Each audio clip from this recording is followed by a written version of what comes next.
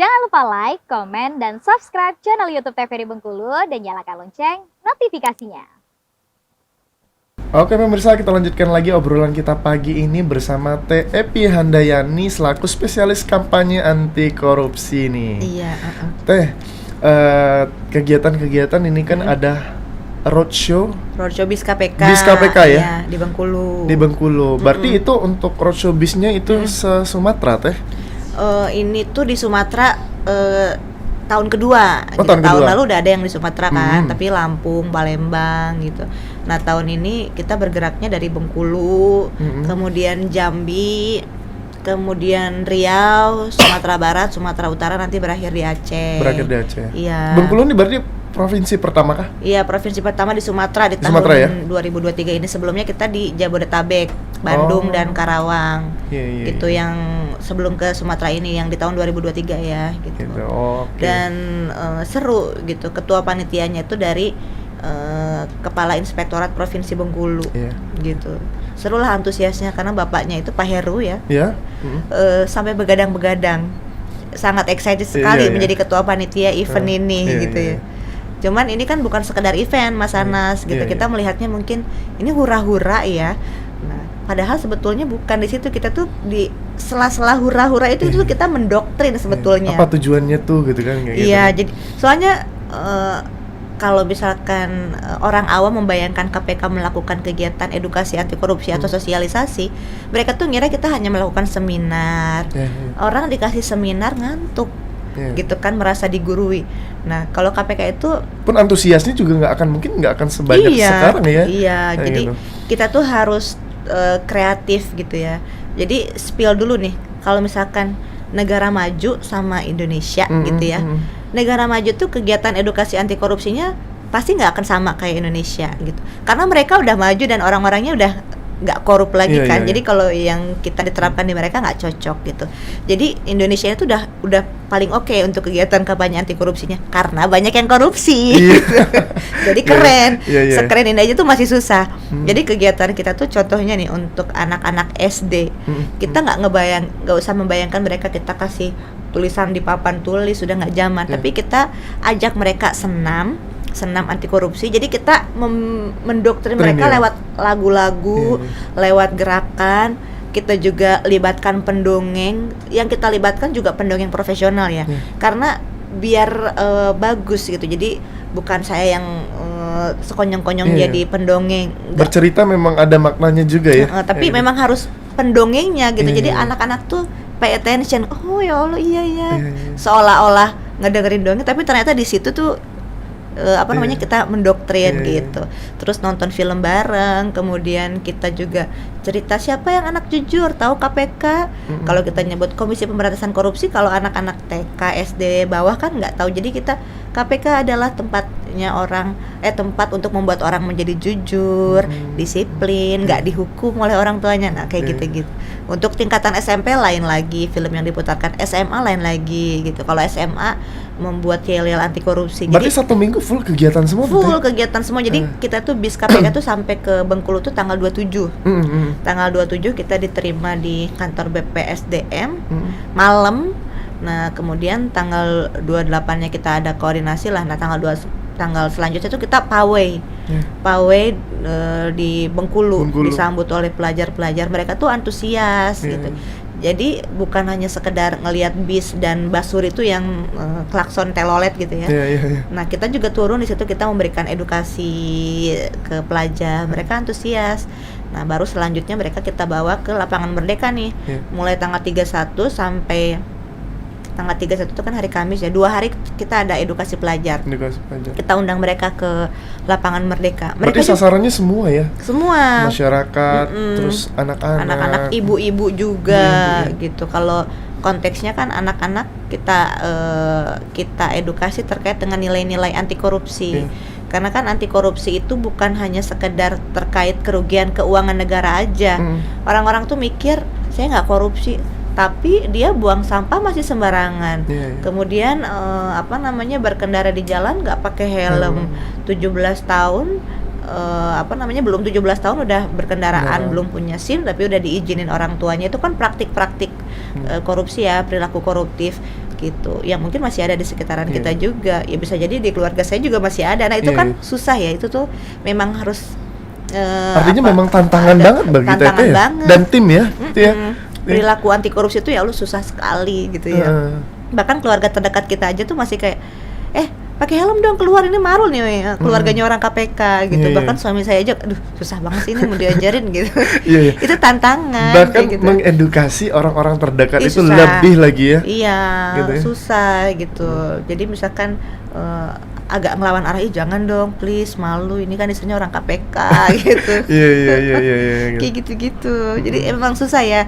Karena mungkin udah habit, jadi ya merubahnya itu susah. Makanya anak-anak kecil tuh kita udah doktrin nih.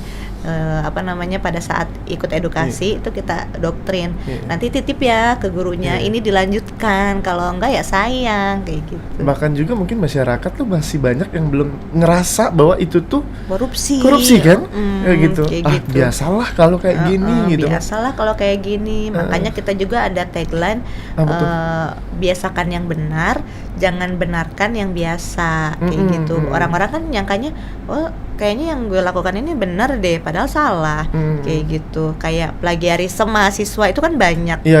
Kita benar. juga ke mahasiswa kan melakukan itu juga ya, edukasi. Berarti ghost to kampus juga tuh Teh? Kalau yang di Bengkulu ini enggak, nanti di Riau ada. Oh, di Riau ada. Ke Gitu. kampus gitu.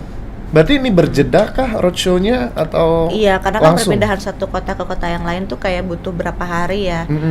Dari sini kan dari Bengkulu ke Jambi, berangkat ke Jambi itu kita hari Senin. Nah di 2 hari lah kita nginep di perjalanan itu ya di Surolangun gitu. Jadi kita mampir di beberapa kabupaten kota sebelum nyampe ke Jambi gitu.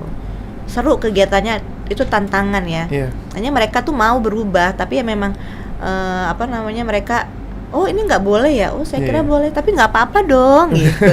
Iya. Banyak excuse-nya, Iya, cuman iya. kan harus kita ajarin gitu Iya. ya, no excuse gitu, tidak ada pengecualian Iya. gitu. Yang benar ya tetap benar, ya salah tetap salah Iya, gitu ya, Teh. gitu. Kayak gitu. Tapi Teh, melihat bahwa KPK ini kan sebuah lembaga yang besar, komisi yang mungkin memberantas korupsi, kasus-kasus besar juga Iya, nih Teh.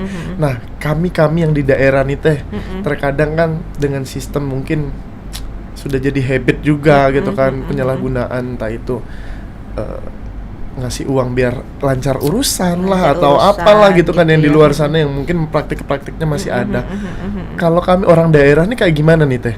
Biar kami melapornya harus ke KPK kah, atau Iya. penuntutan biar sistem kami, biar daerah kami lebih baik lah, lebih bersih lah. Iya gitu. Gitu. Nah itu tadi tantangannya kan KPK-nya cuma satu gitu. Iya. Pasiennya banyak gitu, terus yang mau konsul juga banyak. Heeh. Nah makanya kan kita bekerja sama dengan instansi, termasuk dengan TVRI sendiri kan. Perbaikan sistem atau tata kelolanya juga kita perhatikan. Di situ kita bangun yang namanya UPG, unit pengendali gratifikasi. Kemudian juga Staf daerah ada tuh Teh? instansi ya, Instansi ya? iya gitu. Kalau di TVRI juga kita kerjasama bahwa wajib lapor LHKPN-nya juga kita pantau seperti itu. Nah itu perbaikan sistem.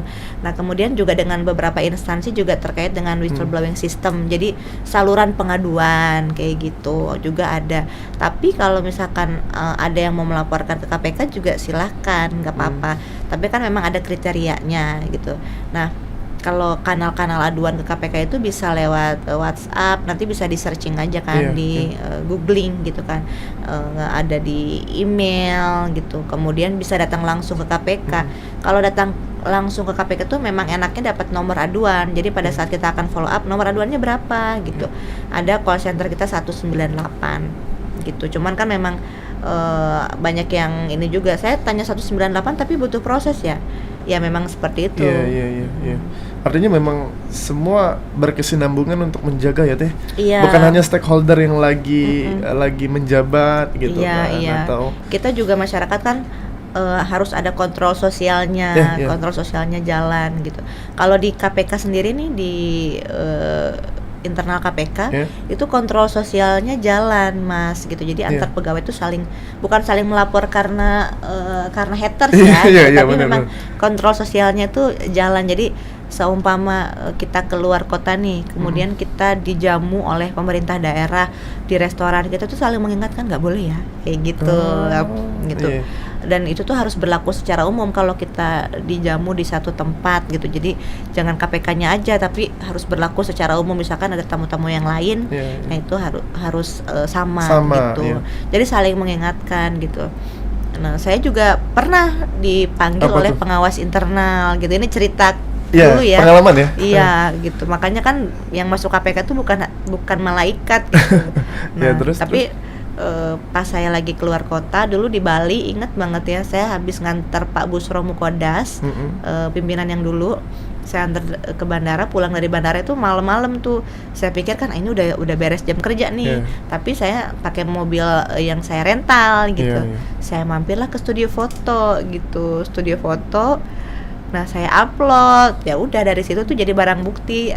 Ternyata ada yang melaporkan ke pengawas internal KPK gitu. Saya dipanggil sebulan kemudian gitu ya, saya ada email Anda melanggar kode etik. Itu saya kaget, aduh apaan ya ini ya, saya melakukan korupsi apa gitu kan. Serasa nggak ngelakuin apa-apa ya gitu ya. Tapi langsung aduh apa ya, saya pakai duit apa gimana gitu ya. Udah kalut lah. Itu baru dipanggil pengawas internal, apalagi orang yang dipanggil penyidik ya. Iya. Bagaimana ininya ya? Ini kan akhirnya saya dipanggil, saya diinterogasi, ngapain kamu ke Bali? Pokoknya panjang lah bla bla bla bla.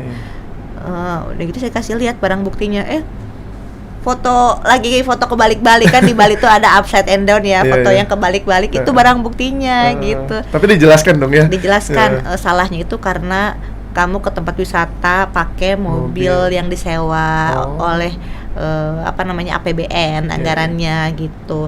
Tapi kan udah pulang kerja ya, cuman kan di situ kamu menikmati gitulah untuk kepentingan pribadi gitulah. Nah, kalau di KPK kan se-strict itu ya, karena jadi role model. Padahal sekecil itu ya teh, gitu kan maksudnya. Gitu. Di luar jam kerja gitu kan, tapi tetap aja ya. Gitu. Dan ada yang melaporkan gitu. Kalau ada yang melaporkan maka harus ditindaklanjuti gitu. Kayak gitulah gitu. Jadi itu kontrol sosialnya jalan. Terus kalau di KPK itu kita tugas seperti ini, misalkan ada keluarga kita datang, mereka tuh nggak boleh nginep di kamar kita, karena dibayarin oleh APBN. Kalau mau buka kamar sendiri, kayak gitu-gitulah. Sebegitunya ya. Dan itu juga mungkin diterapkan juga, dijadikan contoh lah mungkin KPK ya. Cuman nggak gitu sebegitunya sih kalau di instansi lain. Iya. Tapi semoga bisa niru nih gitu kan, biar sama-sama menjaga kan kayak gitu. Baik teh, ditahan dulu nanti ceritanya, nanti kita lanjutkan lagi. Untuk para pemirsa jangan kemana-mana, tetap di Opini Obrolan Pagi ini.